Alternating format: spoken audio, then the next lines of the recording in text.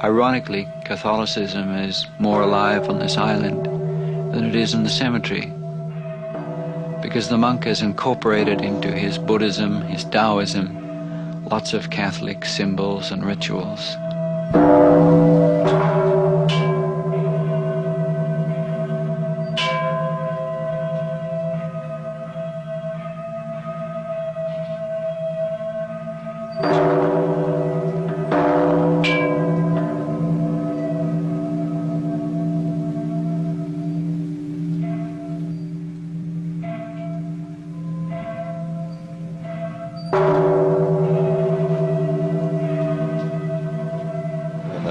And you pray, and so it's nearly 10 times a day. By the number, the people go and pray, and it gives them time to think or not think, depending on your point of view. And there's some place to be, you know. It's like meal times, and it gives their day a certain order to it. And since they pray through the night too, the distinction between day and night isn't quite the same, with the bells gonging away, you know. And it puts them on a trip, you know, literally. They have the gongs going, they have the prayer, which by this time is like a repeated Indian mantra. It has no intellectual sense to it. It's just a bunch of words going through your head, a freeing mechanism for your mind.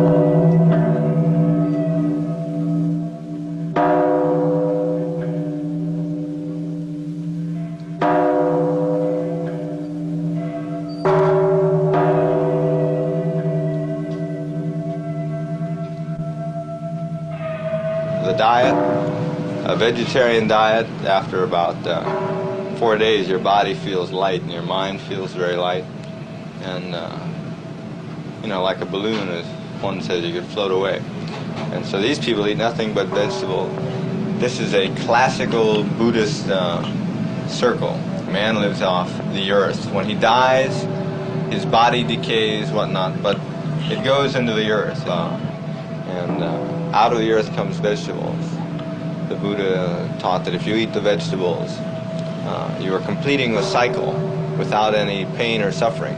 But if you eat meat, the suffering and the pain of the animal that you killed goes into your body. So if you're killing cows, you are killing an element of yourself, and that will correspond later in your actions, and you might, you know, kill somebody else. It's the spilling of blood.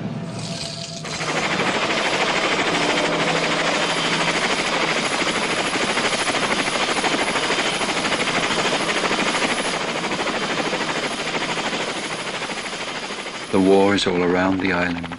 Patrol boats circle constantly. Helicopters spray the jungle on both sides of the river. And at night, rockets pass directly overhead. But on the island, the only war is symbolic war. The war the Đạo Dừa fights with apples and palm leaf grenades.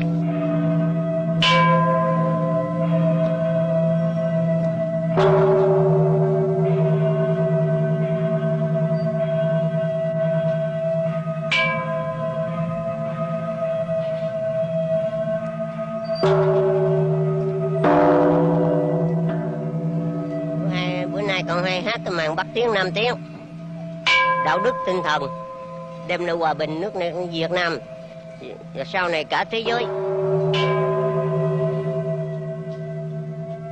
I, second uncle, playing the theater of war, of northward and southward moving, morality will bring peace to Vietnam and to the world.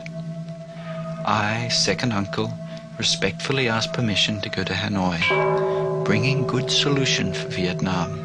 Peace will surely come.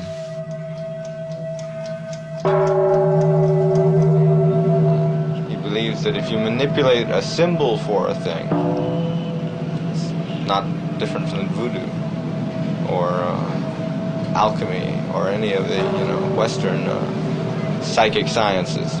if you manipulate a symbol for a thing properly, you manipulate the thing itself. These symbols, in other words, you can miniaturize gross cosmos just by, having the proper geometrical formulas. So he manipulates the symbols.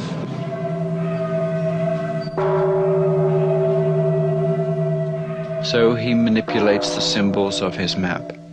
Each day he walks between Saigon and Hanoi.